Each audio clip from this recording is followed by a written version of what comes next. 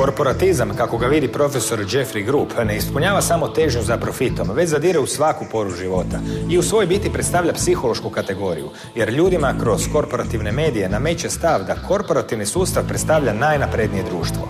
Na primjer, da je normalno raditi 10 sati na dan u korporaciji i potom kupovati neprirodnu hranu punu umjetnih aditiva koje su proizvele korporacije u trgovačkim centrima koje pripadaju korporacijama. Na večer, taj homo sapiens, iscrpljen od rada za korporaciju, gleda korporativnu televiziju s političkim vijestima o potezima vlade čiji su članovi sad u vladi, a prije i poslije na čelu neke korporacije. Kad takav život drastično naruši zdravlje, čovjek odlazi po medicinsku pomoć da bi dobio skupe, neučinkovite i štetne lijekove korporacije. Korporatizam nije od jučer. 30. godina 20. stoljeća ta je ekonomska strana fašizma, koja se temeljila na spoju jake centralizirane nedemokratske vlade i velikih korporacija, bila vrlo popularna, a danas je u praksi prisutnija nego ikad. U knjizi Korporatizam profesor Jeffrey Grubb govori o porobljavanju i uništavanju ljudske svijesti od strane monopolističkih svjetskih korporacija koje kontroliraju sve resurse. Zemlju, rat, zdravlje, informacije, hranu, prijevoz, vodu, poštu, obrazovanje, razmišljanje. U kojoj ste mjeri robovi korporatizma, saznajte ovdje, na Rubu Znanosti.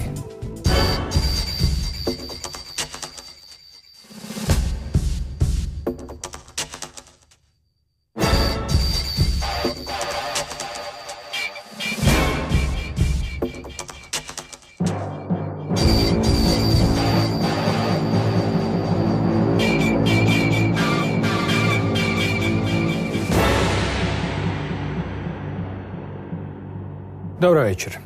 Profesor filozofije Jeffrey Grubb stiže s koleđa Henry Ford u Detroitu u Michiganu.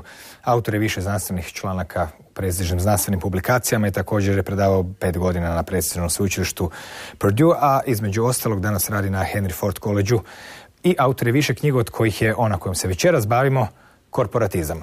Dobro večer. Good evening. Što to jest korporatizam zapravo? Corporatism is when big governments, military, and business all become one force. This is the dominant political structure of the world as far back in history as anybody can see. We're usually told that there's democracy and communism and socialism and so forth, but really it's always just one system with, if it's a medieval king back in the Dark Ages, they will have, the king will own the military and will own the food production, for example. That's corporatism, where these forces of business, military, and government become unified. This is the dominant structure all over the world today. In the recent past, such as Nazi Germany, Stalin's Russia, United States of America today, and so forth. But most people don't know this because they're not told about it. But this is the dominant political force. Od kada datira suvremeni korporatizam kakvog danas poznajemo?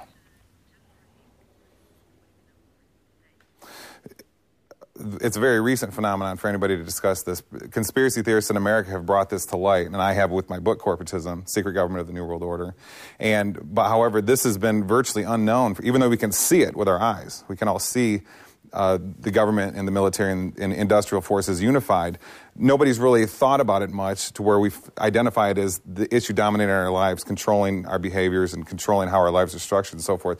So it's very new. And politicians in America, and television in America, the main television will not discuss it at all. Spominjete 3 faze korporatizma. Od 19. stoljeća do danas nije uvijek bio jednako vidljiv. Možete li obrazložiti te svoje teze? Koje su to faze bile?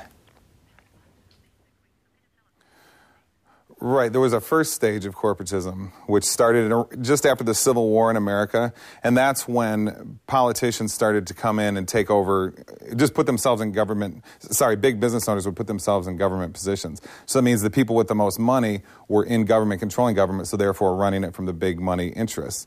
Then that was roughly the same level of corporatism until 9/11. Then things really accelerated dramatically. And in my book, Corporatism, which was published in 2006, I predicted that in 2008 we'd enter the next level of corporatism, triggered by a financial collapse. And interestingly, that prediction did turn out to be correct, which surprised even me a little bit because it was exactly right on what the book predicted it would be.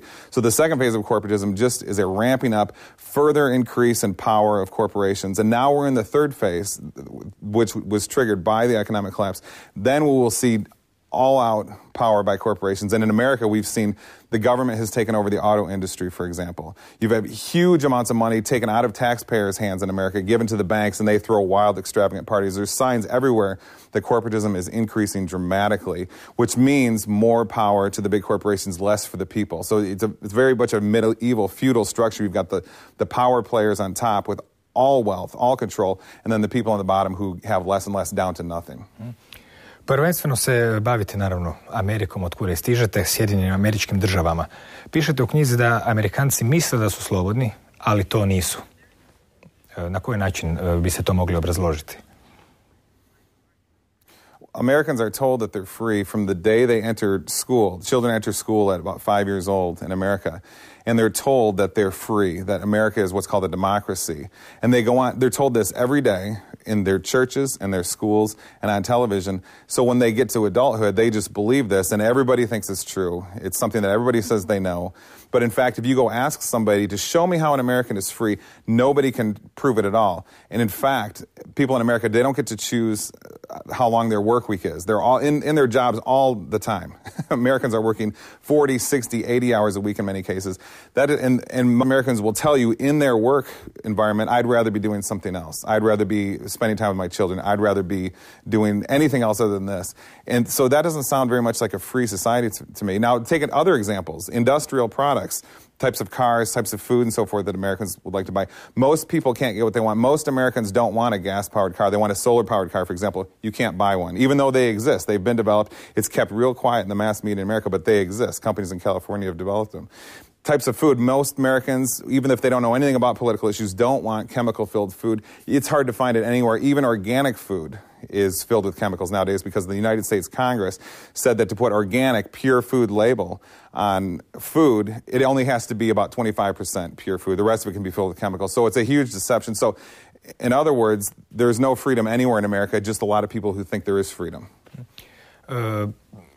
Ekonomsko i povijesno poznavanje korporacija nas je već upoznalo sa idejom da je korporatizam nekakva vrsta spoja velike nedemokratske vlade i velikih tvrtki. To smo vidjeli i u Drugom svjetskom ratu, u nacističkoj Njemačkoj, pa i u Italiji pod okriljem fašizma. Čak i to bilo u to vrijeme u Europi dosta popularno i se činilo dosta efikasnim. No, ono što je novo kada vi govorite o korporatizmu jest što ga opisujete kao jednu psihološku kategoriju. Znači, to više nije samo ekonomski izraz spajanja institucija, nego on na neki način zadire u sve pore života.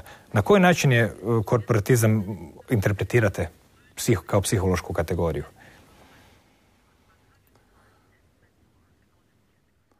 Yes, that's an excellent question. The key issue about corporatism, yes, it's control of resources. And yes, it's control of, how much time we can spend with our families. That's all true. But the big thing that corporatism really is control of our consciousnesses. We think the things we do because we have limited information, specialized ways of life that we've been taught since we were very, very young. So therefore, corporatism creates our behaviors, our responses, our thoughts, and so forth. For example, in America, nobody would know that an avocado, for example, they never thought that it's shaped like a heart. It has special ingredients in it that are good for heart muscle, and it has also good for eyes, but it looks like a heart, and if you cut it in half, it looks like an eye. So it almost is as if an avocado is a supernatural substance created by some incredible intelligence as medicine for us. The average person in America has no idea what I'm talking about with it. They think it's a piece of matter with some chemicals which are roughly nutritious, and then you see how the difference is? They think one thing about an avocado versus the other. If you're an American Indian, for example, an avocado is a magical, sacred, food ingredient for, extreme health and extreme mental power. But in America, instead, they have all kinds of fabricated ideas, and so your psychology is constructed by big corporations. And in fact, the very things that we know, and the reason that spirituality is on the decline, or there's fabricated forms of spirituality in America, is specifically because people's minds are locked onto their television set, locked onto their ministers, locked into their schools, which all agree with everything on the big points. They all agree. It's just like in Orwell's 1984 when he said, everybody tells each other a lie, and so nobody knows they're telling each other a lie, so therefore the lie becomes the truth. It's the exact same thing going on in America, and so therefore there's not a free state, and the main thing that's not free is people's consciousnesses. Kada pričamo o korporatizmu, nekome se može učiniti da je riječ o nekakvom prirodnom tijeku ekonomskih sila u liberalnom društvu, znači bogati žele postajati još bogatiji i vrlo često ljudi sve svode na trgovinu i na novac kada se priča o velikim korporacijama koje danas su već i bogatije od država. To je opće poznato. Međutim, vi navodite da iza tih korporacija i te ideje korporatizma zapravo stoji određena namjera, da nije sve proizvod ekonomskih sila, nekakvih spontanih težnji prema bogaćenju i slično. Mislite li, dakle, između spontanosti i namjere, s čim biste povezali korporatizam? This is the big issue, the question you've just asked. Most people in America think, if they hear about government corruption, they say, oh, those, they just want to make money. That's not true. They control money. If they want more money, they can just run the printing presses longer and print more. Here's the question I have for you. Why do they make money in the ways that they do? Why do they use war to make money? Why do they use, the big pharmaceutical industry's medicine, which just contaminates everybody? You name a cure for any disease in the last 50 years out of American medicine. There's none anywhere. So, why do they choose that kind of medicine? Why do they choose industries and means of, selling products to people that always, in general, hurt people? So there's something far greater than just making money involved. There's some kind of pleasure or some kind of joy that the monopolistic corporatists have in trying to contaminate people, de-spiritualize people, take out their inherent spiritual innerness, construct their consciousness to be a shallow outer consciousness. So it's much greater than just trying to make money. It's about destruction of humanity. That's why the American Indians were so viciously targeted and put in the prisons or reservations, and then they put the nuclear waste dump right next to them to contaminate them. So it's much greater than making money. It kind of pleasure in destroying the essence of humanity. Kako biste opisali filozofiju korporatizma? Ili ste je upravo opisali?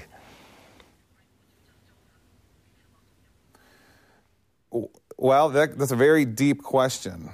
Most people, and a very good question, most people on our planet don't find joy in these types of things. Imagine a vaccine. It has mercury in it, which completely damages a child. If you have mercury put in certain shots in two countries to the same level, the rate of autism goes up to the same degree in both countries. And there's many other arguments like that prove that vaccines are they're murder weapons. Okay? Now, what kind of a mentality would do this?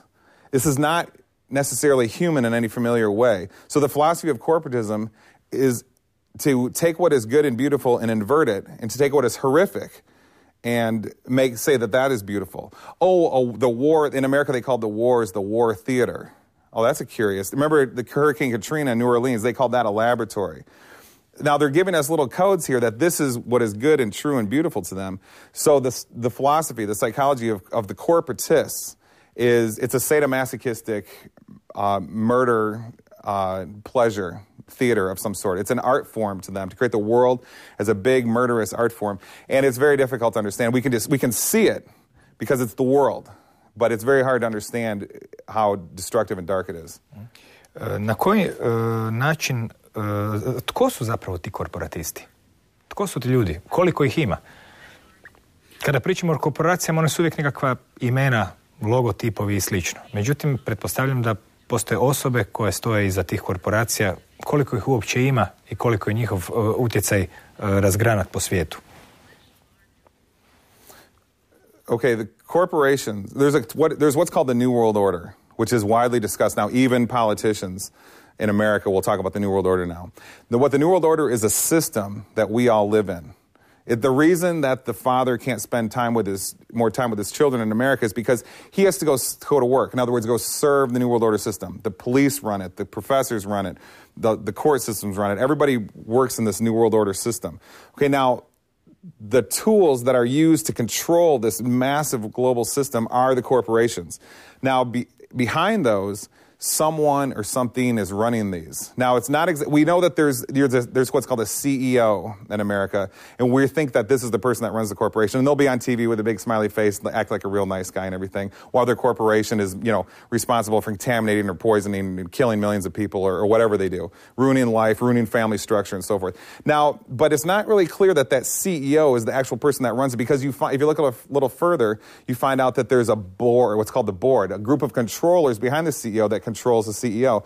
Then it raises the question, who controls the board? And that's not really known. Nobody really, and it has to be somebody, because it's something.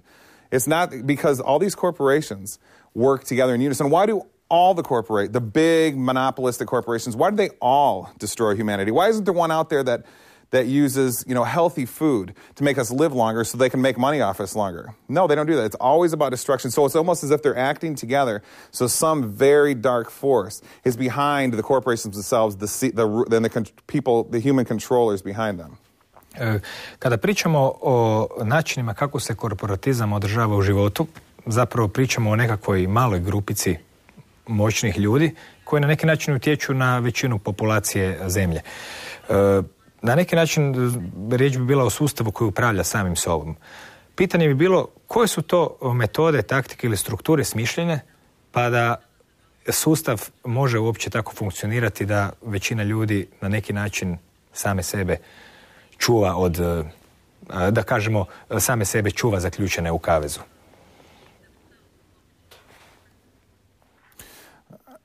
The whole system is about that. If you go to a school, schooling is the best example. The average, if you look at an opinion poll in America of the most trusted people, you can go to pollingreport.com and they have all these opinion polls. You can see the most trusted people in America are nurses, college professors, and so forth. These people are the ones who are spreading the information, all this unverifiable, non-scientific information like global warming and so forth, to the masses. So a school is a perfect example. People are taught to trust it. They're taught, the big oil leaders and the politicians, they lie to you. But not the school teachers over here. They're innocent and they mean well. They don't lie. When in fact, if they don't lie, then go show me global warming. Why can't I see it? It's colder where I live in America, Ann Arbor, Michigan. And instead, they want me I'm supposed to believe that it exists. Why can't they show me the facts of evolution? Why can't they show me the facts of the Big Bang? If I ask them, prove these things to me, they just give me a bunch of theories. So a school, they often will take things that are secretly look to be very kind and innocent, but they're actually the real weapons that go in and attack the heart and soul of a person. U knjizi dajete puno primjera analize medija i analize vijesti. Zanimljivo je vidjeti, jer to se sve više zbiva i na europskom kontinentu i kod nas, a u Americi je prvo počelo, na koji način mediji orkestrirano rade, na koji način neke priče uzimaju i daju im veliki značaj, neke druge nikad ne spominju. Primijetio sam čak da ste na neki način počeli testirati istinitost vijesti upravo po tome da li se nalaze u korporativnim medijima ili ne. Drugim riječima, kakva je doista situacija prema vama vezana uz medije, uz vijesti, kako uopće čovjek može prepoznati što mu se nameće, a što skriva? Excellent question. What you can see with your own eyes, you can verify to be real. If you can't trust that it's real. And most of the information in schools, to keep going talking about schools, is that type of information that you can't see. They'll say, please believe us that the Roman Empire existed at this specific time and fell because the Goths invaded. Just believe us. If I say, excuse me, teacher, can you prove this to me? No, is the answer. So the only way to actually know anything, and this goes for anybody in science, if you're a police officer, if you're working at courts, a teacher, minister, anything, real information comes to us by what we can see. This is the essence of science, which philosophers like David Hume and René Descartes and so forth laid down for us, hundreds of years ago. But that's basically, even in the universities in America, it's basically completely forgotten. And it's all about theory and, what big money can enter the picture to make someone certain kinds of, harmful vaccines or whatever in the university. But so to answer your question, the most important thing I'll say today is that the only way to know anything is real is if you can see it. If you can't, you have to be skeptical skeptical of it because someone can lie. If you believe what you can't see, someone can lie to you, trick you. That's why politicians in America get so angry, and they'll say it on television when someone's a skeptic or when someone doesn't believe what they say or when someone asks proof. A lot of people asked George Bush for proof before he invaded Iraq in 2003, and he never presented it. Why? Because it wasn't there. What if Americans in greater numbers said, no, we want proof. We'll go to war if you show us there's a real threat. They didn't. He went to war. It was all a big lie. Možete li dati nekoliko primjera orkestriranog djelovanja velikih medija? Na primjeru SAD-a, od kuda stižete? Nije teško pitanje. No. Why? Have you ever heard of has the average person ever heard of depleted uranium? Maybe they have here in Croatia. In America, nobody. Virtually nobody knows about it, but they're all breathing it in. It's all inside their body. It's toxic substances which were part of the weaponry used in places like Israel and the Middle East and so forth, and the recent, the wars over the last 20 years there. It's covered the whole atmosphere, but yet nobody knows anything about it. But they all know that there's a, young lady in America named Britney Spears who shaved all her hair off. I mean, so they're feeding us information that makes us completely stupid. Okay, and you can see this in the faces of Americans. They are like a hollow shell. There's nothing in there. The average American, they're confused and lost because they don't have the real information makes us feel good. The ancient philosopher Aristotle said humans, for some reason, have this curiosity to know things. Well, if you take that out of someone, they're not human anymore. Okay, so the average person in America goes on believing all the lies and what they hear. And that's the news, they think. So the fake, non-real information they think is the real. So specific examples, is a football game the biggest piece of news in the day, or that the U.S. military slaughtered another 50 people in Pakistan. Is that the news? They'll put the football game on first, and maybe people are so used to, the U.S. military killing people in all these wars that they won't even cover it anymore. So the football game becomes the dominant thing in someone's mind, and they no longer think about the casualties of the wars that American soldiers are carrying out. See how your psychology is created, like we were talking about earlier. You can become concerned with one thing because it's displayed for you in the media, not another. So the important things are forgotten, and the non-important things are made to be your consciousness. Ono što opisujete staromodno bi se moglo nazvati ispiranjem mozga, programiranjem, hipnotiziranjem, puno je naziva za takav način djelovanja. A ono po čemu, koliko ste predstavili u knjizi, se takve stvari mogu uočiti je to što se na svim mrežama istovremeno predstavljaju uvijek iste vijesti kao senzacionalne.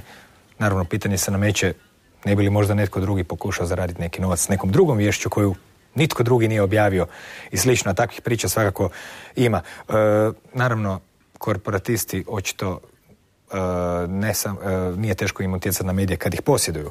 No, mogli bi sada, kad pričamo o korporatizmu, zahvatiti ga po nekoliko točaka koje ga čine, s obzirom da je tema poprilično široka, a korporatizam, koliko sam shvatio iz vaših knjiga, prije svega čine mnogobrojni mitovi koje zapravo treba na neki način jednog po jednog uzimati u obzir i promatrati. Bavite se recimo temom da je netočno da je nafta neophodan pokretač svijeta, što je danas teško zamislivo. Nekad davno smo imali čak i konoplju koja je bila daleko sofisticiranija i naprednija. Ispričajte nam malo kako bi svijet mogao biti bez nafte, koliko bi koristi mogli imati od zaboravljenih biljaka, poput konoplje recimo, i kakve su sve njene osobine. Well, with hemp, you or I could grow it, and we can create our own oil. You can make anything out of. Henry Ford built a car out of hemp. You can make metal-like substances and so forth. But see, you or I could grow that in our own backyard, for example. But with oil, it's far away. Nobody can see it. Since nobody can verify how much is there, we can't see how much is there. They can say, "Oh, there's not much left. We're running out." So the supply is low and the demand is high, so the price goes up artificially. It's all fake. Okay, I mean, and the reason is because remember when oil went to $150 US dollars a gallon a few years ago, and then it went back down. If I say if all our economics professors are telling us that supply and demand rules the economic landscape of the world, well, that doesn't make sense then. It shouldn't have gone up like that and then come back down. So, but anyways, with hemp, that's a substance that can be controlled by the people, and that's the ultimate enemy of corporatism. If you grow hemp and I write a book and I want to trade you hemp oil because it's incredible. Hemp seed oil is one of the most healthy substances on the planet. And I want to trade you hemp seed oil for a book. We trade products. We cut out the New World Order. We cut out the corporatists. See, that's power. That's what the American Indians did. That's what always the corporatists like to get rid of. When you go to, there's a store called Walmart in America, huge stores which sell every product. If you go to Walmart and you buy a product, what you do is you give some of your money to that person, but that person didn't create the product, and they get almost none of the money, maybe a penny of what you gave them. Instead, it goes to someone far away who didn't even do any of the work. It isn't even there present. It doesn't have anything to do with anything, except they say we own it, and so therefore we get all the huge cut of the money. That's the problem. See what the American Indians did, for example, to bring them up again. They cut out that. They didn't have that process. Well, they bought and sold directly. That's what hemp has the power to do. There's a revolution in America that's brewing, a medical marijuana and hemp revolution, which I think will take off, but it has to be done where the corporatists don't get in and take over the industry. It has to be from person to person. That's the only way humans on planet Earth will gain freedom, is if we sell and trade resources directly from each. As soon as you have a person involved who doesn't do the work, then you have corporatism and monopolistic takeover. Spomenuo sam naftu jer je zapravo iznenađujuće da postoje alternative za naftu. Kod konoplje od nje se mogu raditi cigle, odjeća, lijekovi, hrana, naraste 3 metra za godinu dana, održava tlo živim i slično. Bavite se drugim mitovima, pa možemo malo proći kroz njih. Recimo, tvrdite da u Americi postoji mit o privatnom vlasništvu. Da Amerika zapravo nije kapitalistička zemlja koja se temelji na slobodnom poduzetništvu i privatnom vlasništvu. Na koji način bi se moglo vidjeti znanstveno, logički, da zapravo Amerika nije zemlja privatnog vlasništva? It's amazing that it's this way, where people think they own something in America if you have to pay the bank for it. Okay, and if you stop paying the bank, they send the police to take the land back if you bought land or your car or whatever. Now that's not ownership, but in America, people call it ownership. Okay, no, that's somebody else owns you something and you have to pay them to keep it. It's the opposite of ownership. Now, the same exists if I buy a piece of land and say I pay the bank off and I don't owe them any more money, after 30 years and, half my life savings and, I pay them 5 times the amount through interest. Say I do succeed in paying them off, but then I have to pay huge taxes to the government. So then it's also the same scenario. We own it if we pay somebody for it. Now, that's not, there is virtually no ownership, private ownership, where you have something, nobody can come and get it. If somebody tries to, the police will come and protect you. There's virtually none of that anywhere in America because of taxes and bank. Somebody will owe the bank for something. So now this is how strange things get in America. You can have people think it's a capitalist nation of private ownership when there's virtually no private ownership anywhere. That's how deceived, that's how artificial people's psychologies have become, where they think what is true is false and what is false is true.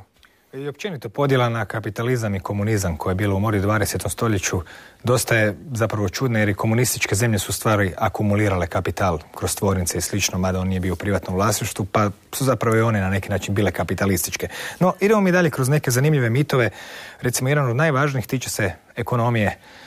Pokazali ste nekoliko klasičnih novo-orvelovskih primjera dvomišljenja, znači rečenica koje su potpuno u kontradikciji, koje se nalaze u ekonomskim udžbenicima i slično.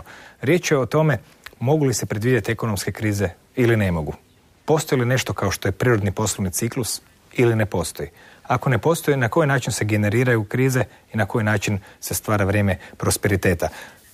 Koji bi znači to bili mitovi koje ste čak pronašli u klasičnim sveučilišnim udžbenicama ekonomije kao opće prihvaćene istine koje u praksi često puta se same dementiraju? This is one of the most interesting issues. In America, they will tell you on TV, it's very hard to know if the economy is going to rise, which means the big corporatists get more money and then the average person just has to work more. They will tell you it's very hard to predict when the business cycle goes up or the business cycle goes down. Now, they'll say also on American television, they have a channel called the Stock Market Channel, CNBC. They'll also say that if you raise interest rates, it has the potential to slow the economy down. And I say, well, wait a minute, if you just said we can't predict that, how can you know if someone does that, it could slow the economy down and essentially predict that?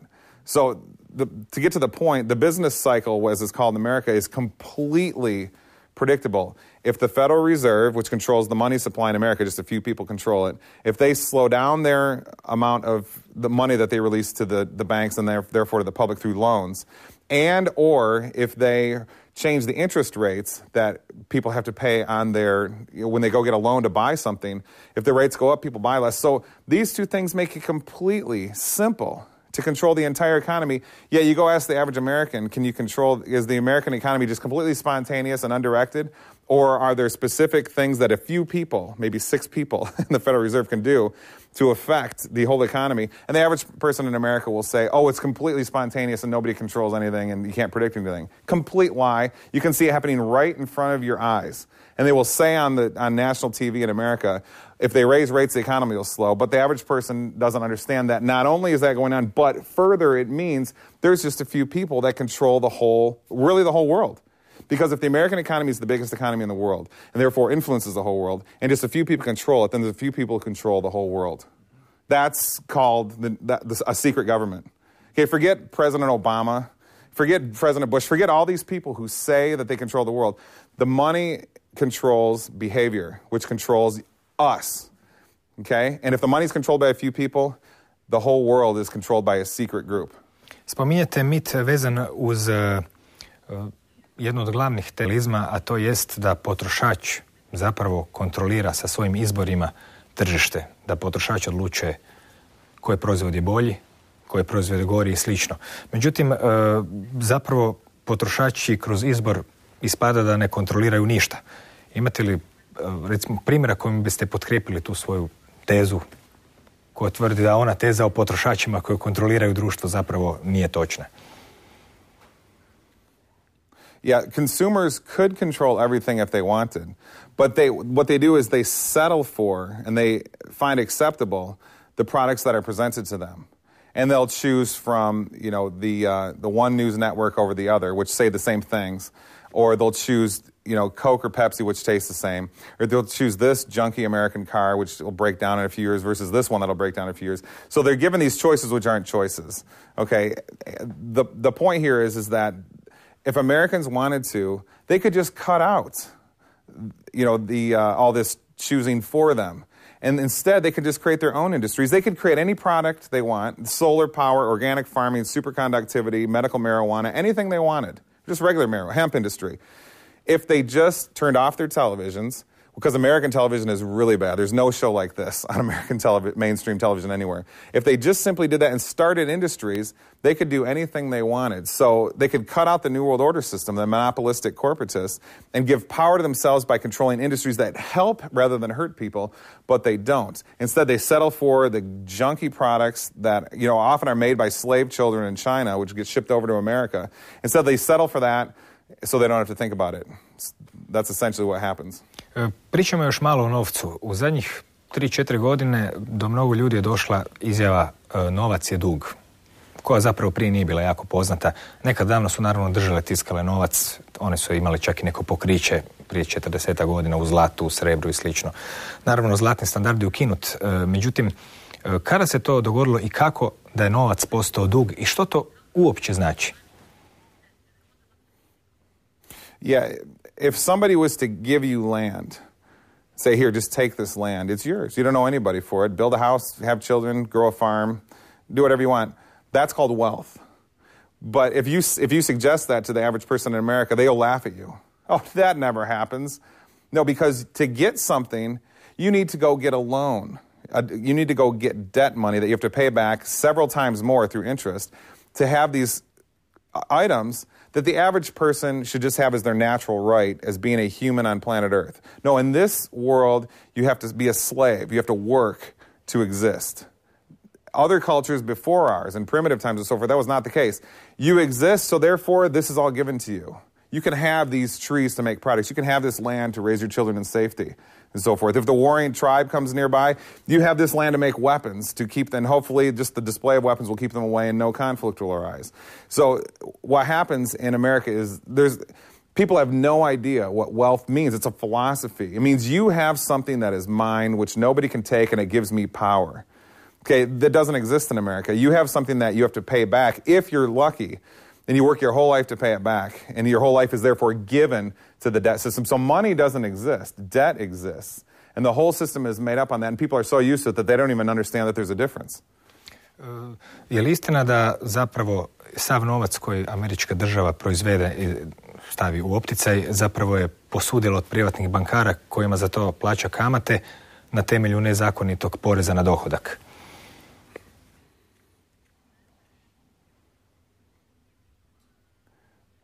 Yes, the idea in America that there's a government for the people is completely fabricated. There's a couple people that Americans see on TV. President Barack Obama, he's always got a nice smile, and then he lies about everything. Okay, there's a couple senators that'll talk about we need war, and then they'll smile about everything. Just all a big joke. Americans think that's the government.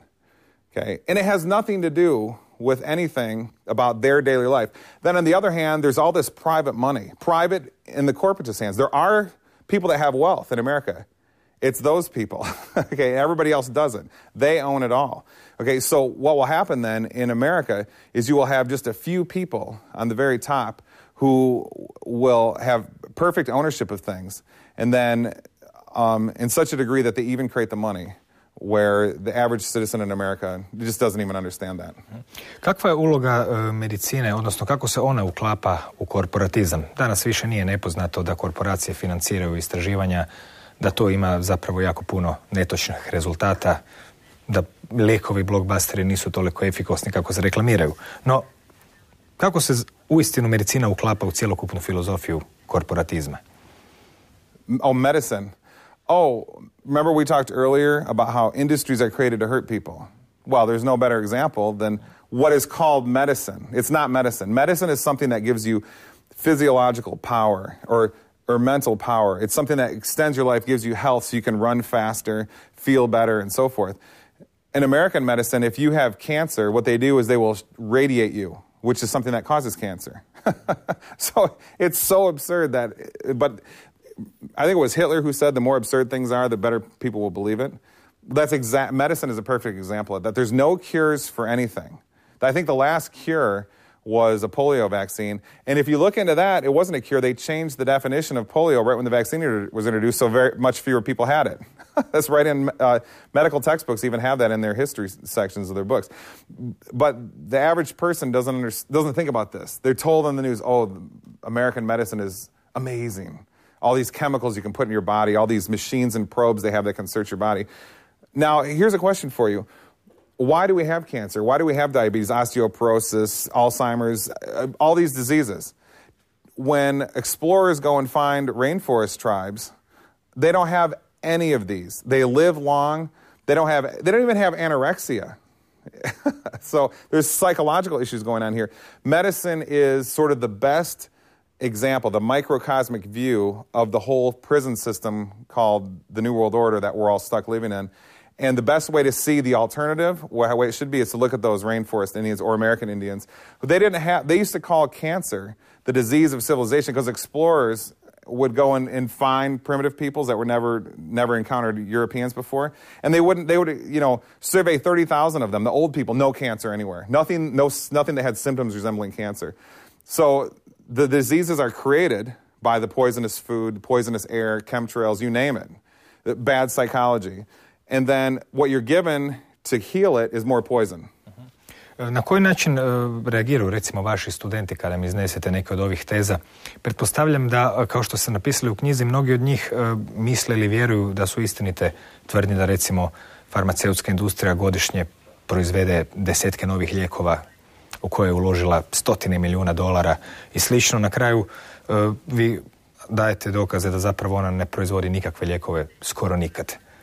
Kako se studenti vaši reagiraju ili nose sa takvim informacijama, od kojih su neke, pretpostavljam, dosta šokantne za njih? Yeah, most of the time I don't present anything like this to students. But I do teach them, remember we talked earlier about the only way to know anything is with your eyes. I teach them that. I teach a class called Logic. And the essence of logic is how do you know anything? And that one way you can form a logical system is by having a verification system with your senses. Now, I can't talk about all these topics in a university. I talked about some of them when I taught at Purdue University, and I got in trouble. They said, no, don't do that. or else we'll remove you. And I had to stop doing that. So the answer is I can't talk about much of this. When I do sometimes bring up something like this, the students act in three ways. They can't believe it, and they want more information now. I want more. That's amazing. Tell me more and more and more. That's the few. Most of the students don't care. Okay, they're just thinking about MTV and football or whatever. And then there's a few students, more than a few, very, very angry. How dare you say something that disagrees with what I've been told? And I'll say, wait a minute, you can see it. What I just told you, you can see with your own eyes. It's different than what somebody told you, which you can't see. That could be a lie or a truth, you don't know. But what you can see, you can make it be, you can find to be true. They get very angry, and they'll make up stories and go complain to the dean and the college administration and say, Jeff, he's bad, he told all these lies. And I'll just say I'm using empirical information. Posebni dio medicine, koja je jedna ruka korporatizma, kako vi predstavljate, su mentalne bolesti, takozvane. Što su lijekovi za mentalne bolesti i što su uopće mentalne bolesti, kako se njima danas manipulira? Oh, we've got a thing in America called ADHD. And that's basically where you tell a child if they do any kind of behavior other than sit there like a little soldier in their school classroom, that they have a brain disorder called ADHD. And if you ask the doctor who diagnoses them, say, doctor, can you show me some proof? Show me a map of their brain that shows the disorder. They'll say, I can't do it. We never did a map of the brain. Then I'll say, how do you know that there's a disorder? And then they'll say, the answer is because of their behavior. And I'll say, oh, wait a minute. Then we're talking about psychology. We're not talking about medicine. So you're just making a judgment on what you think is normal and not normal. To answer your question, the mental diseases are all made up. If what I just said wasn't true, then why in the 1950s in America, there was no ADHD. They didn't even talk about it. The idea was invented later in the 1970s. But in the 1950s, America had what was considered the best education system in the world with none of this talk about ADHD. Now, ADHD and the poisonous drugs they give children to try to cure it, which doesn't work anyways, it's nothing to cure anyways, it inundates the school system, and we've got what's considered the third worst education system in the world. So that's just one way. If someone it's called schizophrenia. Oh, then people say, oh, well, that's a mental disorder. And I say, well, that's interesting because primitive peoples, the person who had the vision, the schizophrenic vision, schizophrenic dream or prophecy, they were made the king, the shaman. So that was very successful for that person to have these abilities. So the whole idea of if you just go ask someone, verify for me that all these mental illnesses exist, they can't do it. It's just all made up. You're supposed to fit into what is normal versus abnormal. What is normal is what is constructed for the corporatist superstate. What is abnormal is what doesn't fit in. Posebna priča su takozvani antidepresivi, odnosno bolesti koje liječe depresije. U knjizi pišete da je zapravo depresija proizvod neprirodnog društva u kojem se ljudi nalaze i zapravo je društvo uzrok, pa bi trebalo izliječiti društvo da im se izliječi depresije. No, na neki način te depresije se uvijek liječe lijekovima. U ovoj emisiji smo već spominjali te lijekove. Dosta uspješno liječe depresije, pogotovo ako natjeraju čovjeka na samoubojstvo. To znači da je izliječenje od depresije u tom smislu potpuno. No, na koji način danas u Americi, a to bi trebao biti obrazac pomalo i za cijeli svijet, kako to posebno ide, se pristupa tim konkretno depresijama, odnosno lijekovima za depresiju, zbog čega svi ti Amerikanci idu kod psihijatra, barem oni koje sam ja vidio u filmovima? Yeah, the antidepressants are a result of environmental problems. If you take a monkey and put it into a wrong environment, it'll run back to its original environment. If you take a lion and put it in its wrong environment, it'll go back to its natural environment. A natural environment for a human is to be surrounded by nature and live off of nature, creating products themselves that they trade with each other. Okay, if you take a human out of, and also in the meantime, being with their family, doing spiritual practices, and so forth. Now, if you take someone out of that, they will malfunction. And the first thing to malfunction will be their consciousness. If you take a mother away from its young children, which is absolutely common in America, all over, the children are put in what's called daycare. I mean, 70% of babies at 6 weeks old or 12 weeks old go into daycare so the mothers can go back to work for the corporation. Now, a huge percentage of those mothers become severely depressed. Well, of course they do. Because what's more powerful than the instinct to love your child, which I have. I've got 3 children. So it's environmental problems which give rise to these issues. But no, see, that you can see. I can see if I take someone out of their environment and put them here, they get sad. If I put them back, they get happy. So it's scientific. I can see it. But no, I'm not supposed to believe that in America. I'm supposed to believe, no, it's a brain disorder, which I can't see. I can't see inside your head to see what your brain chemicals are doing. But I'm supposed to believe some doctor, very fancy, telling me it's a brain disorder, that's the cause of the problems. Zanimljiv primjer ste dali u knjizi onog što bi se definiralo mentalnom bolešću. Naime, test na Kraljevskom sveučilištu Holloway doktora Patricka Lemana jest jedan test mentalnog zdravlja. Sjećate li se tog detalja iz knjige? Možete nam ispričati nešto o tom testu? Kako se tamo testira mentalno zdravlje? Basically, if you were suspicious of anything or believed anything that wasn't the mainstream view, what everybody else thinks, you were called mentally ill. So there was absolutely no the idea of a scientific study was completely thrown out. Znači, to je test za mentalno zdravlje. Oh, no, it's testing how well you fit into a sick society, which is what psychology in America is. You're abnormal if you don't, you're normal if you do. Spominjete brojne nedokazane mitove o kalciju, osteoporozi. Spominjete da su u medicini nauči o prehrani, da se spominju nedokazive.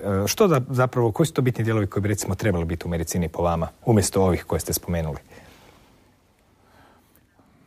Medical students in America, as I cite in my book, are taught that if you consider nutrition a way to achieve health, that is erroneous information. What will give nutrition is being healed from certain drugs, which don't heal anyways. They just reduce symptoms at most. So the idea of nutrition in America, now the general public in America is somewhat concerned with nutrition. That's why the organic food industry, which really isn't organic, is on the rise in America. Now, on the other hand, though, the average person in America doesn't know anything. They're concerned with nutrition but don't know anything about it. And medical students are not there. You can go through all of medical school without being taught a class on nutrition.